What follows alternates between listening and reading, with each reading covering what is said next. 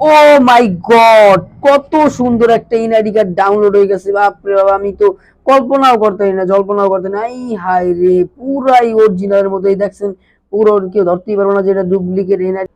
তো গাইস মুই আজ গামনে দাম যে কিভাবে একটা ফেক এনআইডি কার্ড বানাইতে হয়। তো এই দেন বানান মুই ছিল মোর ফোনে থাকা ক্রোম ব্রাউজার আপর মুই সার্চ বারে ক্লিক করব, সার্চ বারে লিখব হইতাছে ফেক এনআইডি।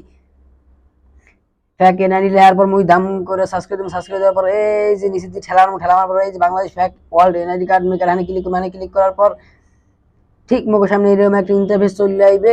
চলে যাওয়ার পরে এই যে সিলেক্ট স্টাইল, মানে আমি কার্ডটা কেমন চাইতেছি, ল্যামিনেটিং নাকি এমনি নরমাল। তো মুই চাইতেছি নরমাল, এবার নরমালে দিয়ে দিতেছি। এই যে মোর নামটা মুই ইংলিশে দিয়ে দিতেছি, RAKIB রাকিব। এরপর নিচে বাংলায় দিয়ে দিতেছি রাকিব। এবার পিতার নাম দিয়ে দিতেছি, এবার মাতার নাম দিয়ে দিতেছি। আপনারা কিন্তু ঠিকঠাক মতো দিয়ে দিয়েন। এই মোর সাইনটা দিয়ে দিতেছি, মোর সাইন। এটা হলো সাইনটা বন্ধ হয়েছে। মোর পয়দার ডেটটা দিয়ে দিতেছি, পদা এই যে।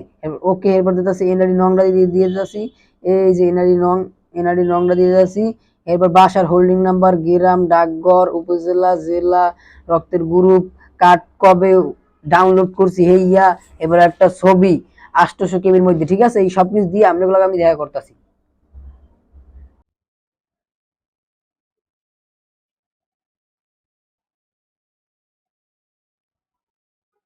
তো সবকিছু দিয়ে টিয়ে আমি আপনাকে সামনে চলে আইছি।